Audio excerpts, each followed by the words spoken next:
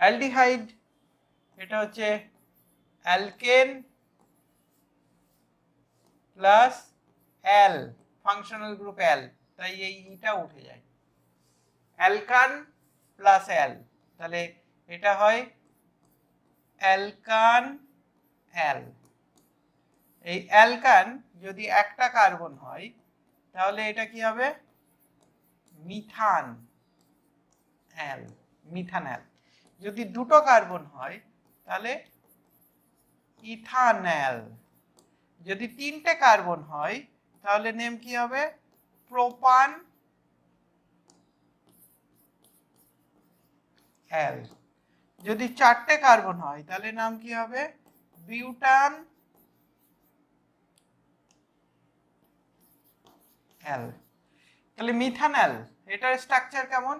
একটা কার্বন, এটার কি ফর্মুলা কি? আর বন্ড সিএইচও। তাহলে একটা কার্বন মানে এইচটা, আরটা এখানে এইচ, সিএইচও, এটা মিথানল। দুটো কার্বন মানে আরটা একটা সিএইচ3, তাহলে এটা দুটো কার্বন 1 2, তাহলে এটা ইথানল। তিনটে কার্বন তার মানে এটা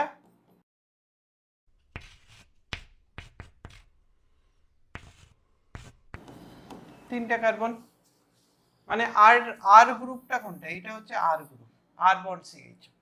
তাহলে যদি চারটে কার্বন হয়, এবার বাকি শুধু CH2 অ্যাড করতে থাকবো মিডিলের দিকে, এইটা আর। তাহলে দেখতে পাচ্ছি এইটা এটার মধ্যে কি ডিফারেন্স? একটা CH2 বেশি।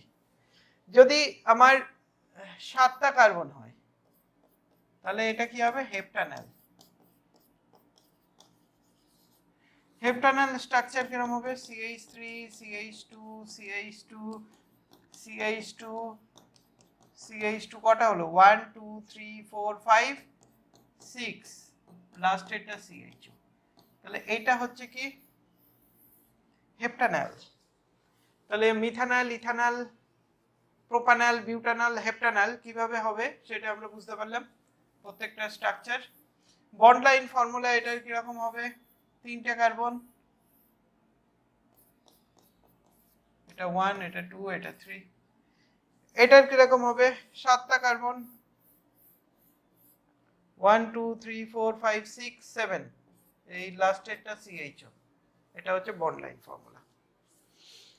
ওকে, তো আইইউপিএসি নেম কিভাবে হচ্ছে বুঝতে পেরেছি এটার।